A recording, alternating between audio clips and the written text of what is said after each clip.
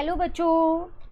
आज की क्लास में मैं आप लोगों को जो आपका क्लास 10th की आर डी शर्मा की बुक है हिंदी मीडियम की, ठीक है, तो वो कराने वाली हूँ। आज हम इसको स्टार्ट करने वाले हैं। ये हमारा लेटेस्ट एडिशन है। मैं एक बार आपको बुक का कवर पेज दिखा देती हूँ। जैसे कि आप देख रहे हैं यहाँ गणित है, कक्षा 10 लिखा है आर डी शर्मा। तो ये लेटेस्ट एडिशन है आपके पास 2022 टू 23। तो आज हम इसको स्टार्ट करेंगे। इसमें आज हम अपनी कौन सी एक्सरसाइज करने वाले हैं, 1.3 एक्सरसाइज अपनी शुरू करने वाले हैं। क्योंकि जो पहले की 2 एक्सरसाइज है वो हमारी डिलीटेड है।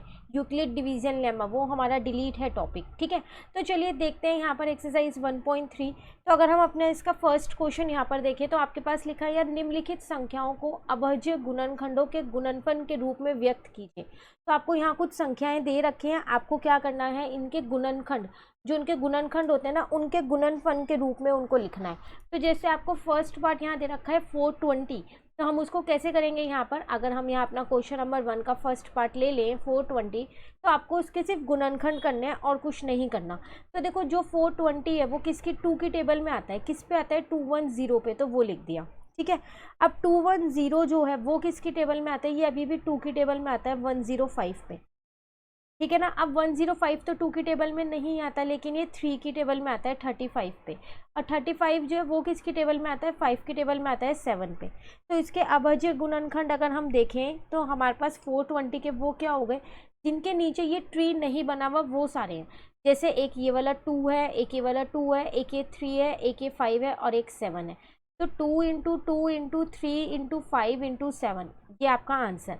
आप चाहो तो इसे 2 की घात 2 भी लिख सकते हो, इंटू 3 इंटू 5 इंटू 7 ऐसे भी लिख सकते हो। क्लियर है फर्स्ट पार्ट आपका। चलिए अगर अब हम इसका सेकेंड पार्ट यहाँ पर करें तो क्वेश्चन 1 का सेकेंड पार्ट है हमारे पास 468। तो यहाँ पहले हमने अपना 468 लिखा, ठीक है। अब देखा हमने 468 जो है यहाँ पर अगर हम देखें तो ये 2 की टेबल में आता है। तो 2 की टेबल में ये आता है हमारे पास 234 पे, फिर ये 2 की टेबल में हमारे पास आता है 117 पे, ठीक है। अब 117 है तो यहाँ पर ये 2 की टेबल में तो नहीं आएगा क्योंकि ये विषम संख्या है। तो ये 3 की टेबल में आती है हमारे पास 32 पे,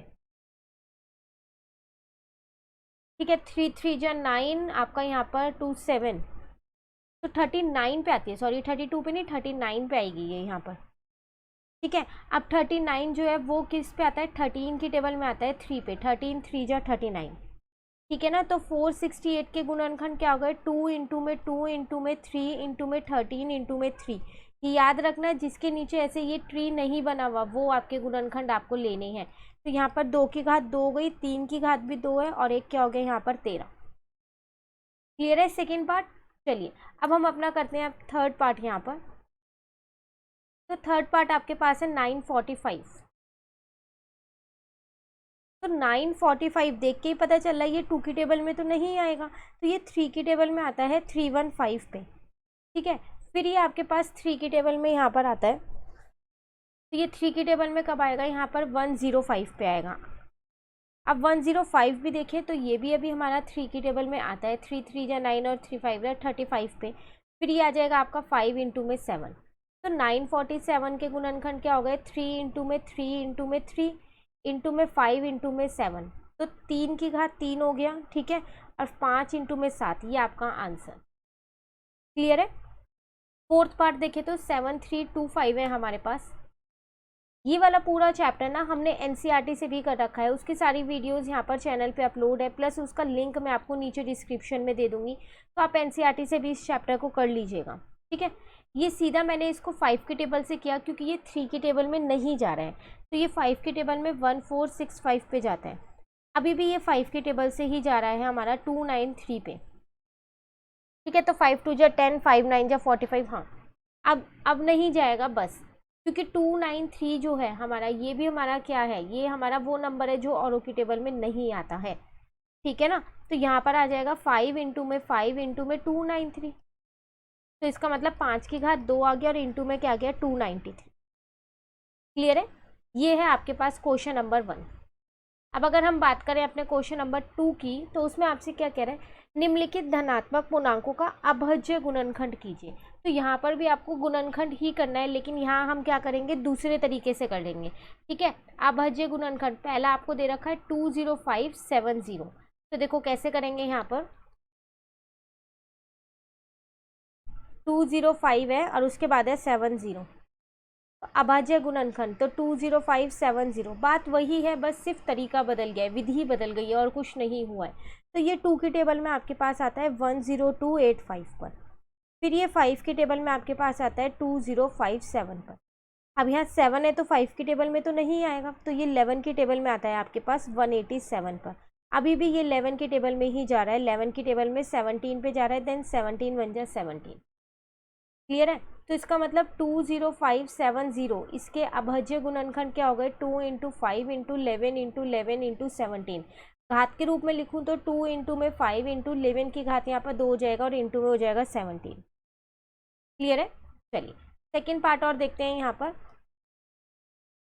तो सेकेंड पार्ट है मेरे पास 58500, तो 2 की टेबल में जाएगा क्योंकि इसके लास्ट में 2 0 लगी हुई हैं, तो पहले इसको 2 की टेबल से ही भेजते हैं।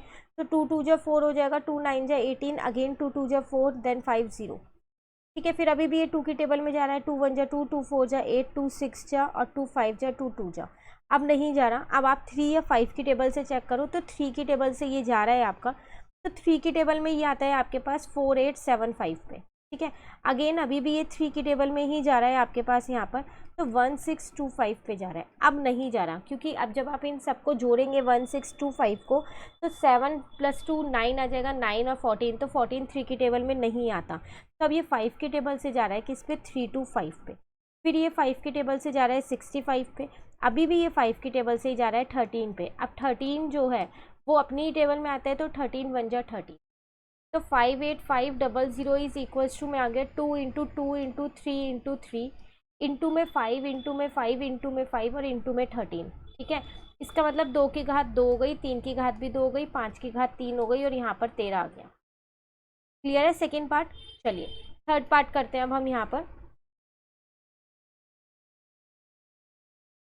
तो अगर अपना थर्ड पार्ट देखें तो बहुत बड़ा है ये वाला पार्ट हमारे पास। तो 4547097 है। तो देखो इसके लास्ट में 1 है, तो ये 2 की टेबल से तो जाएगा नहीं और 5 की टेबल से भी नहीं जाएगा।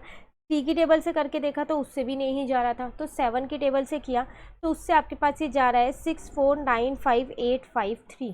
ठीक है, अभी भी ये 7 की टेबल से ही जा रहा है, तो वो किस पे जा रहा है, ये 927979।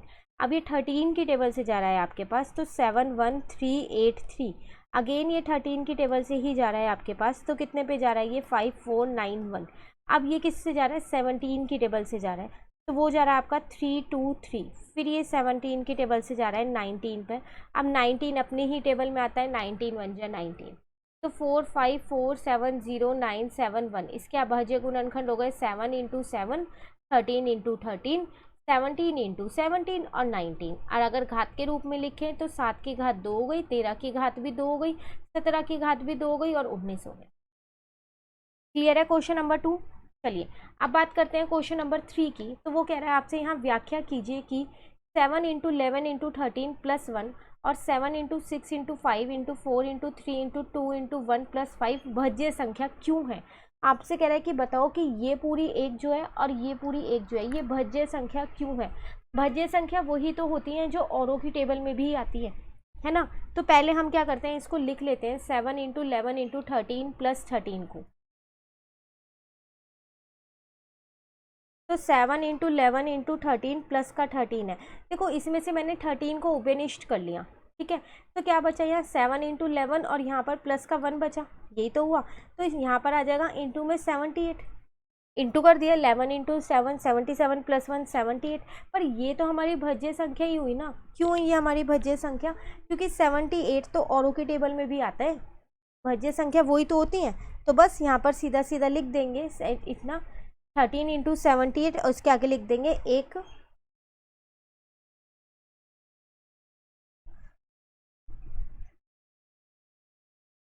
एक भज्य संख्या है।